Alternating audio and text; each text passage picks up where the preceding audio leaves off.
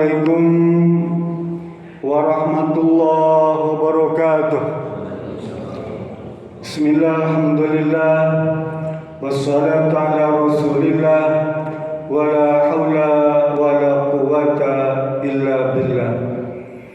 Hadirin yang dirahmati Allah Subhanahu wa taala, sepatutnya kita bersyukur kepada Allah Subhanahu wa taala yang telah mengantarkan kita di penghujung tahun 2022 menyongsong fajar tahun 2023 dalam keadaan beriman, bertakwa dan sehat walafiat. Itu sepatutnya kita syukuri.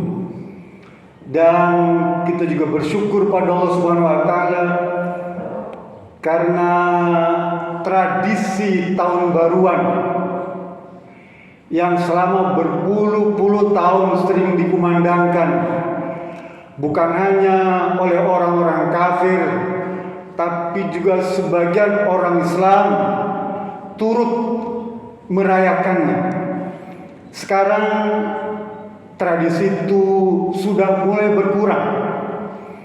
Tradisi kebiasaan tahun baru Masehi yang buruk itu sekarang sudah menjadi baik.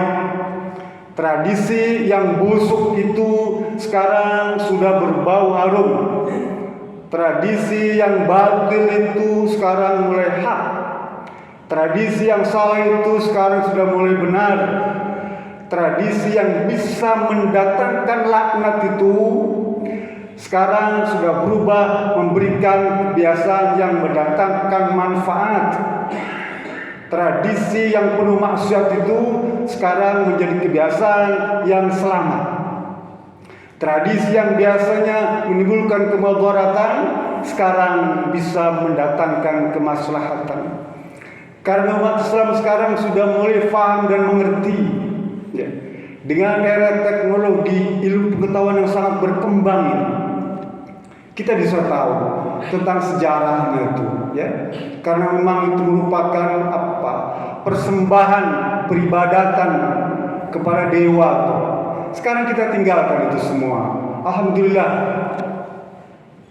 Mulai tahun lalu sejak pandemi itu kita nyaris tidak pernah mendengar lagi tuh, ya, suara petasan, ya, kembang api, lilin dinyalakan, tuh pesta minuman keras, pesta perzinahan, ya, pendek kata acara itu penuh dengan kemaksiatan. Sekarang mulai berkurang. Alhamdulillah, itu yang patut kita syukuri pada Allah Subhanahu wa taala. Kenapa? Karena kata Rasulullah dalam hadis yang diriwayatkan oleh Abu Hurairah, Rasul berkata, la tattabi'unna sunanal ladzina min qablikum shibran bi shibrin wa dhira'an bi dhira'in hatta law salaku, ya, hujri dhabbin fasalaktumuhu faqalu al yahudu wan nasara ya Rasulullah. Qala Rasulullah faman atau kama qala hadis sahih riwayat Imam Ahmad. Kata Rasulullah SAW, umat Islam nih kelak nanti, ya, akan mengikuti kebiasaan orang-orang sebelum kita tuh. Ya. Rasulullah ngomong. Kapan maksudnya? Itu tentang kebiasaan umatnya dewa Janus tuh, Januari itu, ya, yang suka menyembah dewa Janus itu. Sehasta demi sehasta, sedepa demi sedepa, umat Islam akan ikut serta tuh, nurutin tuh, yang nyontoh kelakuan-kelakuan orang-orang musyrik itu, ya. Sedepa sejengkal demi sejengkal, sedepa demi sedepa, sastra demi sastra, terus sampai Rasul bilang hatta lau salaku hudri dhabbin, sampai kalau orang kafir itu masuk ke dalam lubang biawak, Orang Islam itu ikut serta Pak, nurut, ngebonceng itu. Lalu para sahabat tanya Rasulullah, apakah yang kau maksudkan itu orang Yahudi dan Nasrani? Rasul bilang, ya siapa lagi? Lah kita nih Pak, harusnya di penghujung tahun ini ya, setiap saat itu kita disuruh untuk evaluasi, menghisap, introspeksi, dan tidak harus pada setahun sekali, tahun baru Islam ataupun tahun baru Masehi, tidak. Sebulan sekali, seminggu sekali, setiap hari, setiap detik kita harus melakukan evaluasi. Ya. Kalau Bapak baca surat Al-Luqman terakhir itu, wa ma tadri nafsun bima taksibu ghadan. Karena kamu tidak akan pernah tahu apa yang akan terjadi besok. 1 jam berikutnya kita tidak tahu apa yang akan terjadi. Kalau orang tahu akan terjadi gempa, ya 1 jam berikutnya dia sudah akan kabur, lari Pak. Kan tidak tahu. Oleh karena itu setiap saat, tidak harus tahun baru, kapanpun kita harus melakukan evaluasi, muhasabah, introspeksi pada diri kita. Untuk apa? Untuk mempersiapkan amalan pada masa berikutnya. Di dalam surat Al-Hasyr ayat 18 Allah berfirman, yang sering imam baca itu, ya. Ya ayyuhalladzina amanu taqullaha wal tandur nafsum ma qaddamat lighad. Wahai orang-orang yang beriman, bertakwalah kalian, ya. Bertakwalah kalian. Dengan cara apa? Dengan cara menengok, memperhatikan pekerjaan, amalan, perbuatan, ibadah, kelakuan, ya, yang selama ini dikerjakan untuk besok, untuk tahun depan, untuk bulan depan, untuk minggu depan, ya, untuk 1 jam berikutnya kita persiapkan. Oke lah, kalau momen waktunya sih tidak menjadi persoalan kapanpun, ya, asal tidak dikait-kaitkan dengan masalah apa perayaan itu. Boleh kita kumpul-kumpul, ya. Boleh kita makan-makan, boleh kita ngaji, tapi jangan dihubung-hubungkan dengan acara itu, ya. Nggak boleh. Boleh kita mungkin kumpul-kumpul rame-rame botram, ya. Tapi jangan dikaitkan karena malam ini, jangan. Udah botram aja, udah ngaji aja, udah kumpul-kumpul aja, gitu. Jangan dihubung-hubungkan dengan acara kegiatan itu. Nabi mengajarkan, jangan kau kaitkan dengan perkara itu. Udah kumpul aja, makan-makan aja, merokok aja, rame-rame, boleh nyanyi-nyanyi. Jadi kita disuruh evaluasi. Seberapa banyak kewajiban kita yang belum kita kerjakan. Tuh. Dibikin checklist tuh. Kewajiban apa yang belum saya kerjakan. Oh, saya zakat mal belum. Zakat pertanian belum. Zakat perdagangan belum. Zakat profesi belum. Itu yang disiapkan. Tahun kemarin saya tertinggal tuh zakat mal, zakat perdagangan, zakat perhiasan, lupa. Padahal pajak kita tidak pernah lupa, tapi zakat yang menyelamatkan kita hidup dunia akhirat kita lupa. Ya. Sholat tahajud selama bulan kemarin kosong, blank selama 2 minggu. Ya. Tahajud kita itu. Tahun depan, bulan depan nggak boleh yang kosong. Paling kosong mungkin 1 malam lah, sisanya nggak boleh. Shom sunnah, ya, ketinggalan 3 minggu, ya, kosong.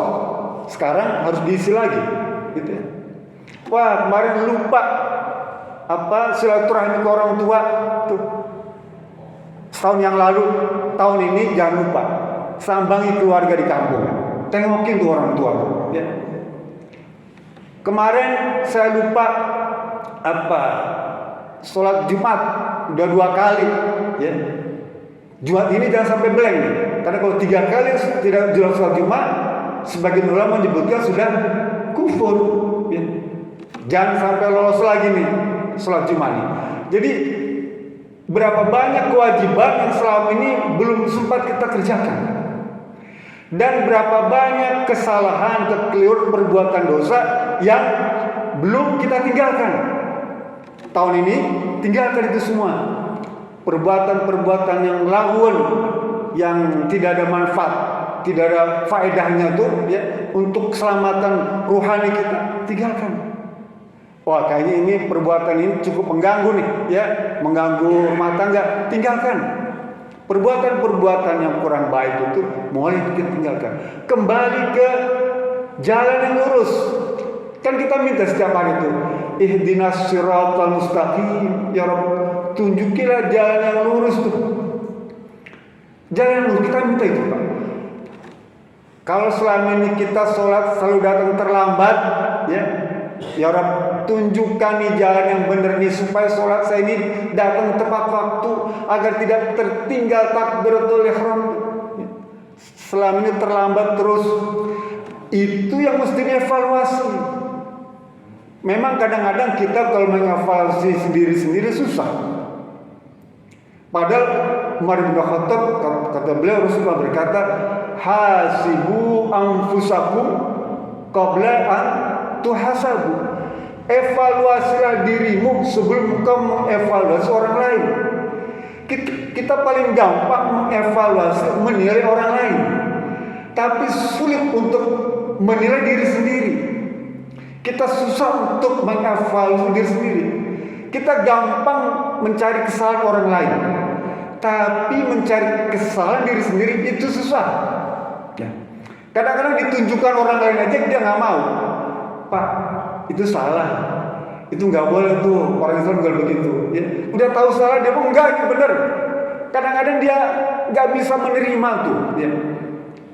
Sehingga Umar bin Khattab bilang, coba mulai belajar mengevaluasi diri sendiri. Putar tuh kaset lama kita tuh, Pak. Ya, kaset lama kita.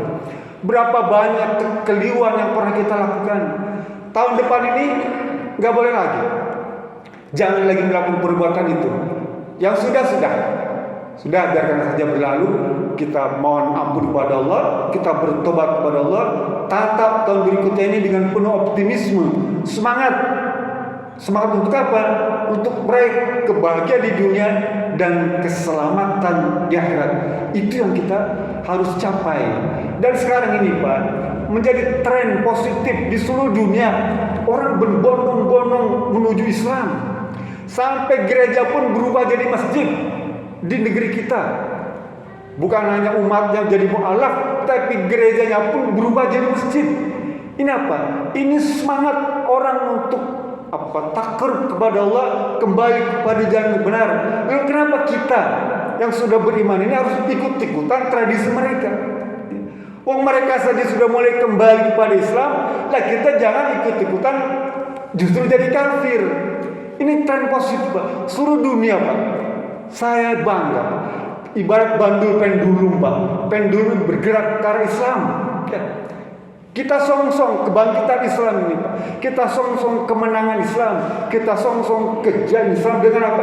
Dengan meninggalkan tuh tradisi, kebiasaan-kebiasaan yang buruk yang selama berpuluh-puluh tahun kita praktekkan.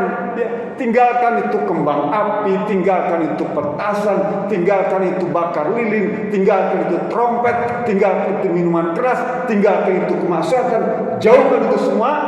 Insya Allah akan memberikan sesuai janjinya, keberkahan kepada negeri tercinta kita ini.